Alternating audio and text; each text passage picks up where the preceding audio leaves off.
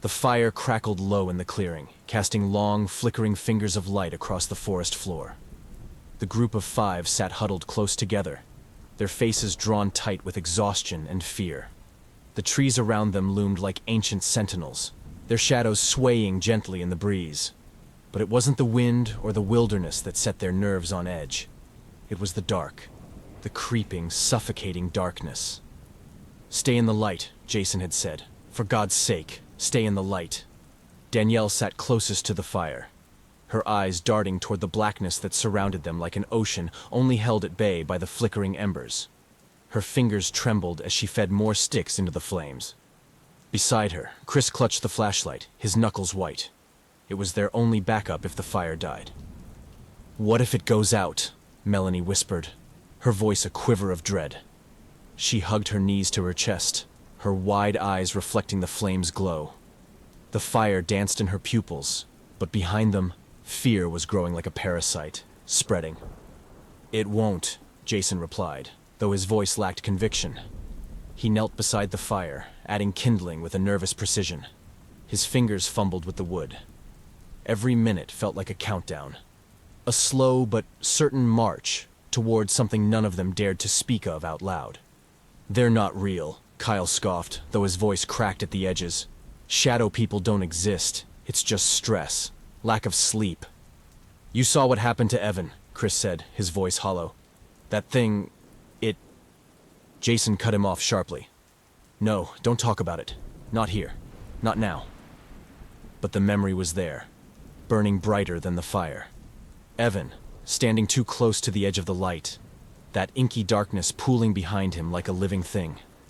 The way the shadows stretched impossibly fast, enveloping him in a split second, pulling him into the void. His scream, wet and gurgling, cut off too quickly.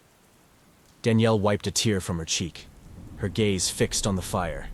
She couldn't shake the image of the shadows, their formless, inhuman movements, like liquid crawling across the ground, silent but deadly. "They only move in darkness," she reminded herself. "As long as we stay in the light, we'll be okay." The fire sputtered suddenly, sending a jolt of panic through the group. Chris clicked on the flashlight instinctively, casting a narrow beam of light that cut through the gloom, but it was so small, too small. The darkness beyond seemed to pulse, eager, hungry. Jason threw another handful of wood into the fire, coaxing it back to life.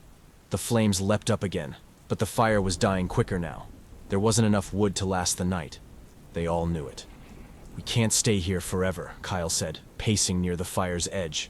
His shadow stretched long behind him, dangerously close to the trees. "Stop moving!" Jason hissed. "You're casting shadows!" Kyle froze. His eyes darted to his own shadow, a black silhouette stretching into the void. The darkness twitched, almost imperceptibly, but enough for Danielle to notice. "Jesus! They're watching us," she whispered, her breath shallow. The shadows were inching closer. Each flicker of the firelight seemed to give them more room to move, to grow. The realization settled over them like a wet blanket. The light was failing. "We have to move," Melanie said, her voice shaking. "Find more light. Anything." "And where do you suggest we go?" Chris snapped. "There's nothing out there but darkness. They'll—" Suddenly, a sound cut through the night. A low, whispering hiss, like a distant exhale. It came from everywhere at once and nowhere at all. It was the sound of the shadows. "Do you hear that?" Melanie whimpered. Danielle stood, heart hammering in her chest. "We need to go. Now!"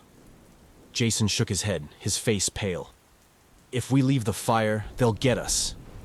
"If we stay, the fire's gonna go out anyway," Kyle shouted, his voice rising in panic.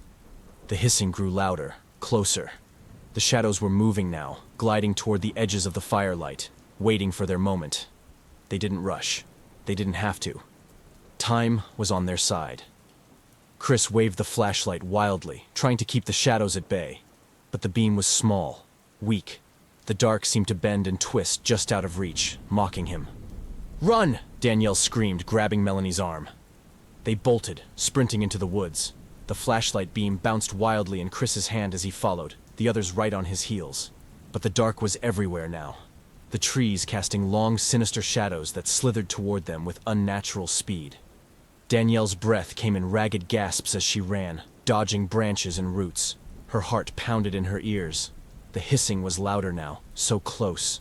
She glanced back, and that's when she saw it. One of the shadows had broken free from the forest, moving faster than should have been possible. A humanoid figure, made of nothing but darkness, stretching its limbs toward Kyle. "Kyle, no!" she screamed, but it was too late. The shadow enveloped him, swallowing him whole. His scream echoed through the forest, but only for a heartbeat. Then there was nothing. Danielle stumbled, terror gripping her chest. They were down to 4 now. She could feel the shadows closing in, growing bolder with every second. The light, she thought desperately. "We need more light." Suddenly, Chris's flashlight flickered. Once, twice. "No, no," he muttered, slapping it frantically. But it was useless. The beam died, plunging them into pure darkness.